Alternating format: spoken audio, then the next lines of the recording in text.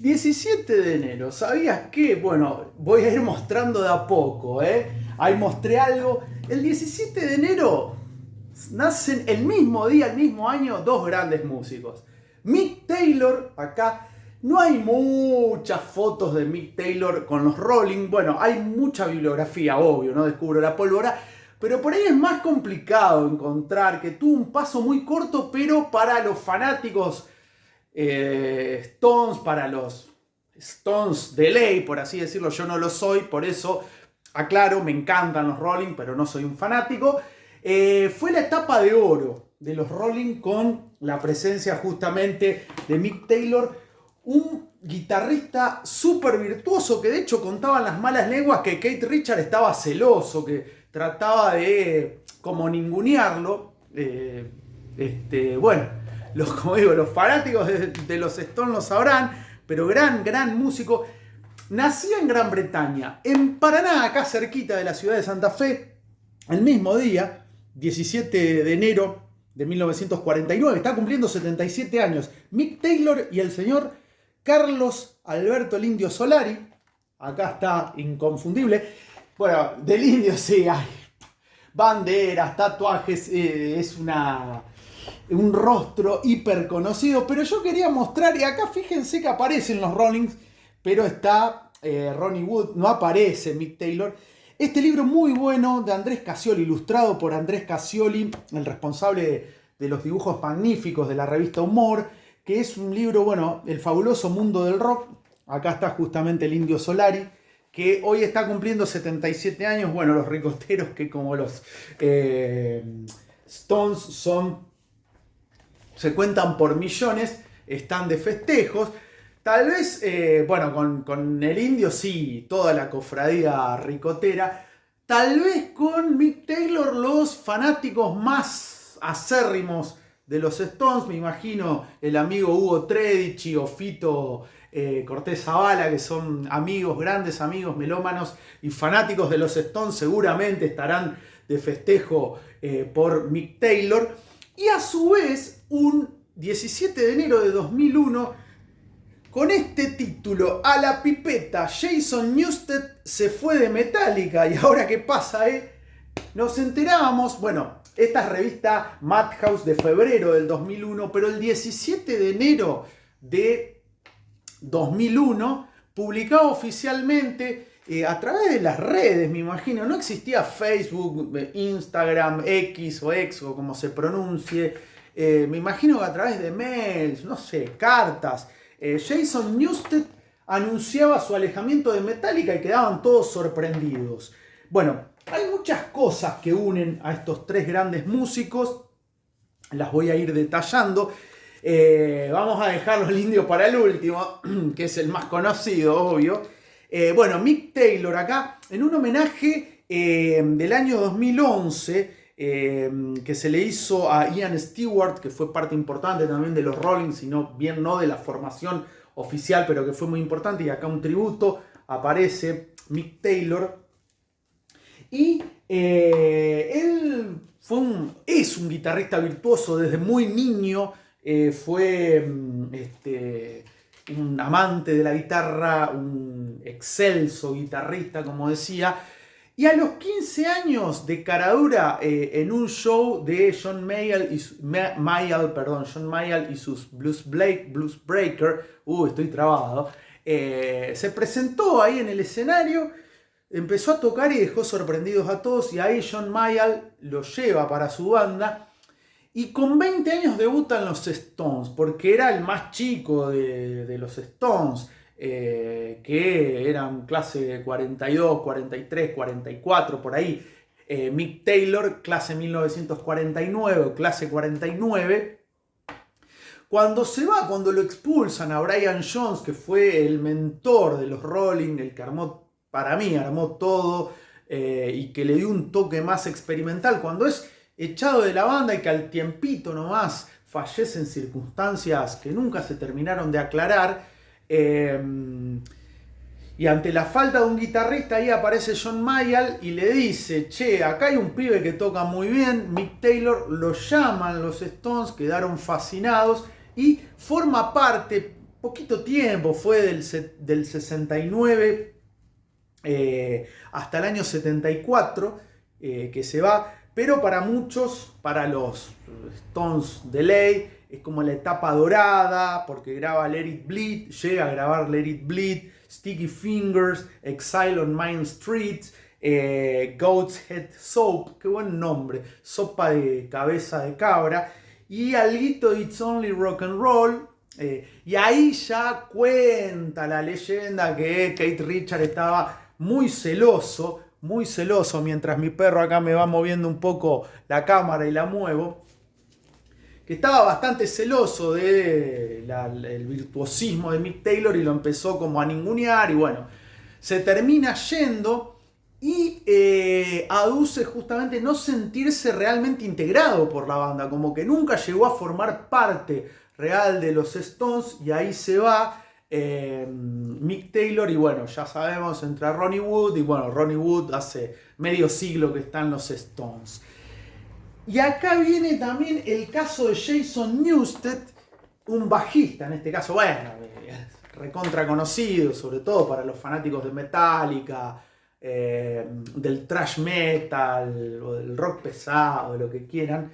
Bueno, Jason Newsted es un personaje muy conocido que entra a la banda también, no en circunstancias similares a la de Mick Taylor, porque Mick Taylor se va, ingresa, cuando lo echan a Brian Jones, pero a la larga fallece al tiempito Mick Jones, me confundo con el de The Clash, Brian Jones,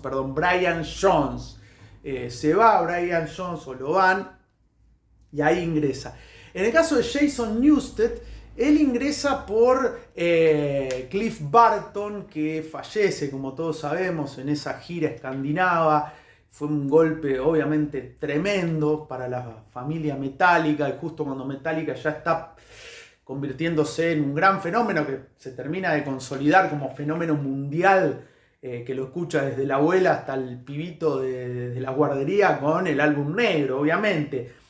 Y ahí lo llaman, ingresa Jason en el año 86 y que está o forma parte de la banda hasta ese 17 de enero de 2001, reemplazado como todos sabemos por Robert Trujillo, y también en una circunstancia similar, y acá entra la coincidencia entre comillas entre Mick Taylor con los Stones y justamente Jason Newsted con Metallica, porque Jason decía que nunca se sintió parte de la familia Metallica, como que quedaba ahí, como que siempre fue el pibe nuevo, el reemplazante. Sin embargo, obvio, el comunicado es todo diplomacia y demás. En el comunicado decía: debido a motivos personales y por el daño físico que me hice durante los años que estuve tocando la música que amo, debo alejarme de la banda. Es la decisión más difícil de mi vida, hecha con los mejores intereses para mi familia, para mí y para el continuo crecimiento de Metallica. Extiendo mi amor, agradecimientos y mejores deseos a mis hermanos James, Lars y Kirk y el resto de la familia Metallica, amigos y fans que han hecho inolvidable estos años. Y acá se preguntaba la gente de Madhouse, todo muy lindo, pero ¿qué es eso de daño físico? ¿Se refiere al uso y abuso de sustancias?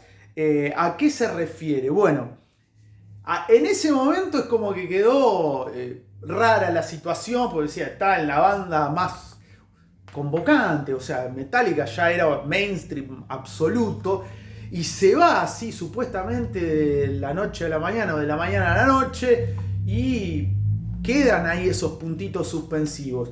Con el tiempo dijo, es como que se sinceró, tal vez por contrato no lo podía decir en ese momento, Newsted dijo que eso, que no se sentía parte de la banda. Y ahí justamente comienza a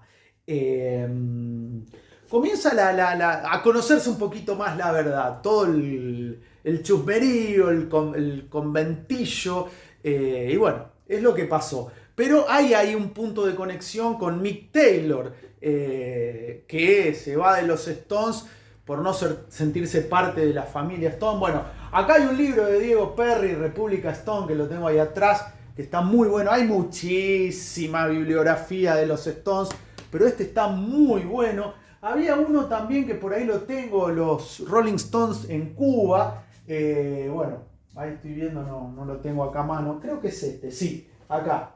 Javier Sinay, Joselo de los Café Tacuba y Jeremías Gamboa, Cuba Stone, 3 historias, que está muy bueno este libro también. Colección a cargo de Leila Guerriero, perdón, bueno, sello de garantía absoluta. También otra faceta de los Stones cuando fueron a tocar a Cuba.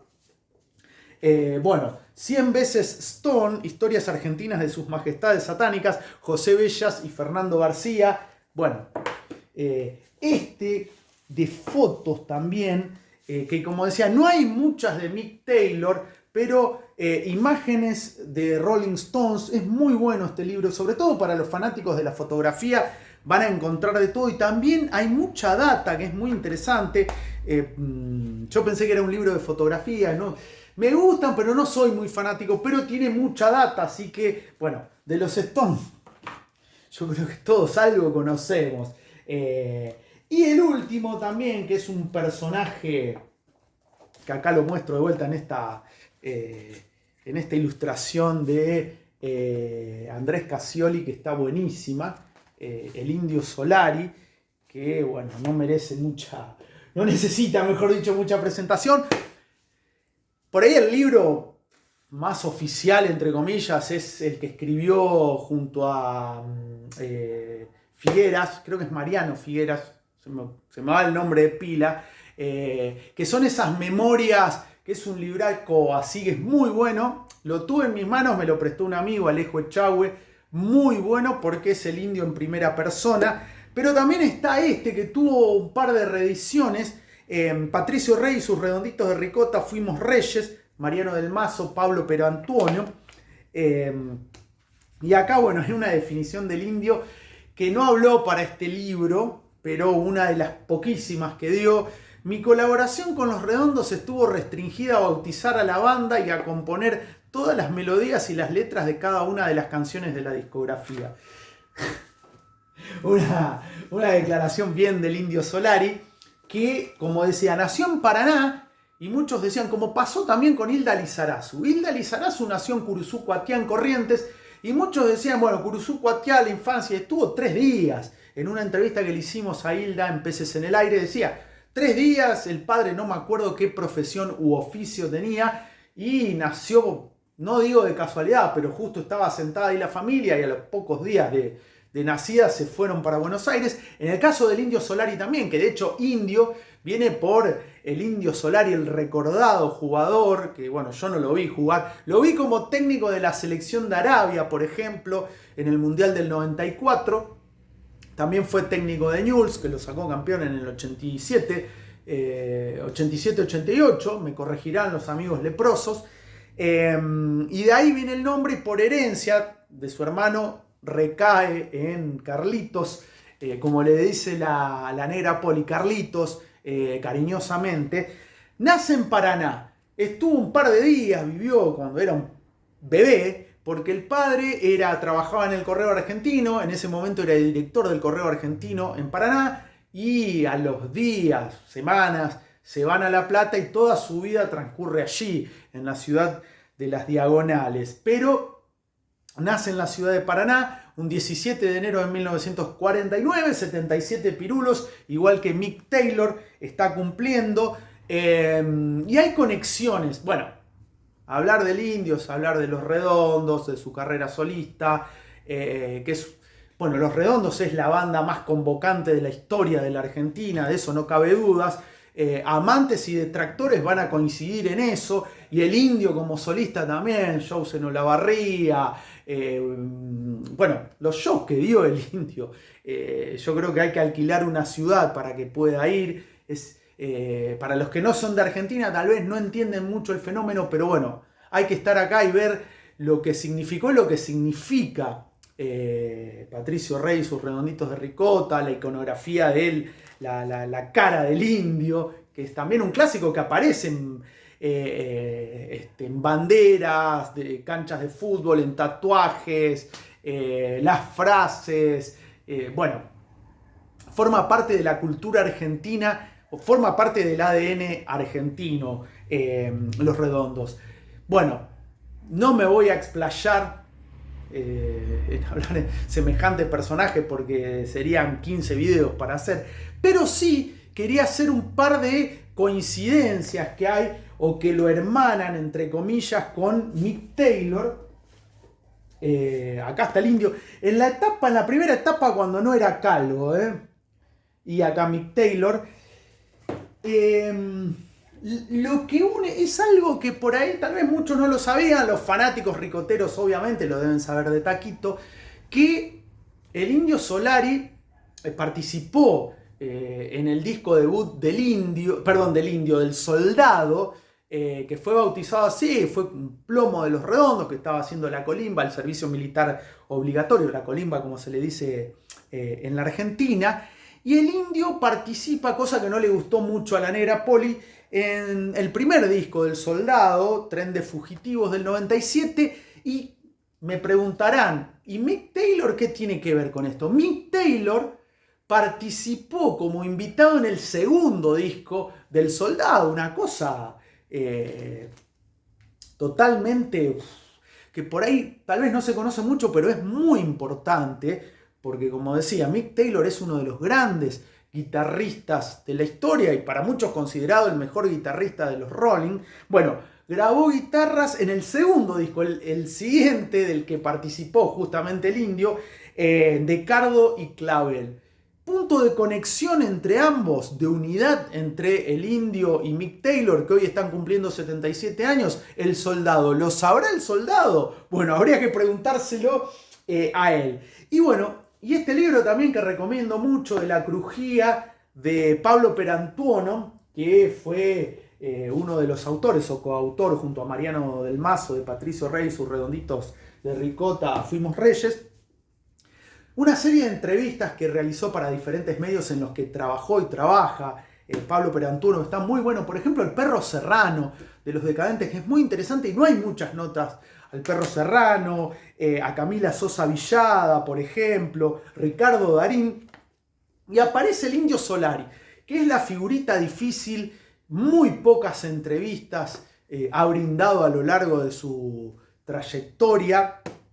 Bueno, y una de ellas se la brindó en 2012 en Nueva York a Pablo Perantuono, que tuvo que hacer un trabajo de inteligencia tremendo, pero finalmente en un hotel de Nueva York tuvo la posibilidad en 2012 de entrevistarlo al Indio, y siempre hay frases interesantes que deja, como todo gran artista, el Indio. Que bueno, por ahí en una de las preguntas dice Perantuono: elegiste hacer canciones como forma de vivir, y que fue terapéutico, le pregunta, ¿fue terapéutico hacer canciones? No sé hacer otra cosa, dice el Indio, no sé hacer otra cosa. Uno de los pocos trabajos distintos que hice fue trabajar en un hogar de niños, y después lo que hice toda la vida fue dibujar, cantar y componer canciones. Lo cual demuestra, bueno, las canciones, son hacedores de canciones. Se me viene a la cabeza, no sé, Manuel Moretti, Andrés Calamaro, Palo Pandolfo. Hacedores de canciones, cancioneros se le podrá decir. Y también muy buena entrevista, porque hay que sacarle cosas al Indio. Y en este caso, bueno, Perantuono dice: ¿cuáles fueron tus primeras inspiraciones? El Indio dice: en mi casa se escuchaba música clásica, no en plan de melómanos, sino en unos álbumes que venían con lo mejor de Wagner, fragmentos de Verdi y eso. Mi hermano, el verdadero Indio, escuchaba a Luis Aguilé mezclado con Elvis Presley. A mí me empieza a despertar de Beatles en el 62, tenía 13 años el Indio, cuando comienzan a pasar por la radio canciones como Love Me Do y demás. Y después se produce como un encadenamiento cuando empezás a ver lo que hay a los costados de los músicos que te gustan. La British Invasion, el rock americano y el blues. Empieza a guiarte la gente en la que confías. Mientras mi perro flaco está soñando. Si escuchan eso como que está hipando, está soñando. Vamos a ver si está soñando con el Indio Solari, con Mick Taylor o con Jason Newsted. Acá también, pregunta de Perantuono. ¿Y sos de Paraná? Alrededor tuyo también se tejió una mitología, te inventaron un origen, que es cierto, al indio le inventaron de todo, como a todas las grandes personalidades, que vivió mucho tiempo en Paraná, que, bueno, vivió poquito, unos días, lo cual no deja de quitar o de decir o de afirmar concretamente que nació en la ciudad de Paraná. Eso es indiscutible, obviamente. Contesta el indio: sí, un periodista dijo que yo había sido profesor de gimnasia en el colegio militar durante la dictadura, lo cual es una mentira absoluta. También se dijo que fui guardaparques. No voy a andar corrigiendo cosas que no dije. Bueno, también sobre el indio, como es un personaje tan popular, místico para algunos, y a su vez tan poco accesible, tan misterioso, se van tejiendo cosas. Pero bueno, sí, fue como preceptor de un colegio secundario, eso lo comenta el indio. Acá muestro su disco Pajaritos Bravos Muchachitos. Mientras tanto, en la época de Gulp, cuando sale el disco, cuando Los Redondos en los comienzos era una banda más, entre comillas, de elite. Yo me acuerdo que Omar Chabán decía que en Cemento, en el año 85, 86, llevaba más gente Alfonso Centrega, banda pionera del reggae en la Argentina, antes que Los Pericos. Llevaba más gente Alfonso Centrega que Los Redondos. Y bueno, hay mucha bibliografía, mucha información sobre el punto de explosión de Los Redondos y que los convirtieron en la banda, por lejos, por escándalo, como decimos en Argentina, más convocante de la historia. No hay vuelta de tuerca. Acá, como decía, detractores y amantes de Los Redondos, todos tienen que coincidir en eso. Y los tibios también. La banda o el grupo musical, como se decía antes, más convocante de la historia en la República Argentina son Los Redondos, y creadores del pogo más grande con Jijiji. Así que bueno. Pero me fui por las ramas, pero quería justamente... quería recordar estos tres. Por ahí alguno puede decir, y lo de Newsted tal vez no era tan... Para mí sí. Lo de Jason Newsted fue un momento cumbre. No es que se fue de una banda tal vez sin tanta popularidad. Se fue de Metallica en el momento que Metallica ya estaba ahí en las grandísimas ligas. No en las grandes, en las grandísimas.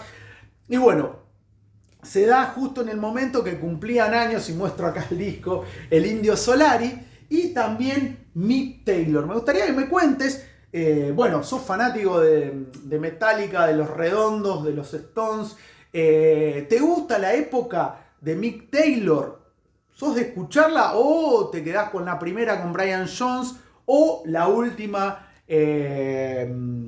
con el amigo Ronnie Wood, que no me salía a la cara, pero no el nombre?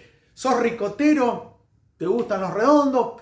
¿Seguís a Sky y al Indio? ¿Seguís a uno de los dos? Bueno, ¿qué es lo que más te atrapa de las letras del Indio? Esto va muy bien específicamente para los ricoteros, obviamente. Y si sos fanático de Metallica, tal vez lo empezaste a escuchar en la época que ya estaba Jason Newsted, como me pasó a mí. Yo empecé a escuchar Metallica a través del Álbum Negro, que ya estaba recontrasentado Newsted como bajista. Pero bueno, ¿cuál fue la principal colaboración, o mejor dicho, el principal aporte de Jason Newsted a vos, fanático de Metallica, que le brindó a la banda fundada por Hetfield y Ulrich? Bueno, comentarios, por favor, vayan a los comentarios, comenten todo, que está buenísimo, que me encanta.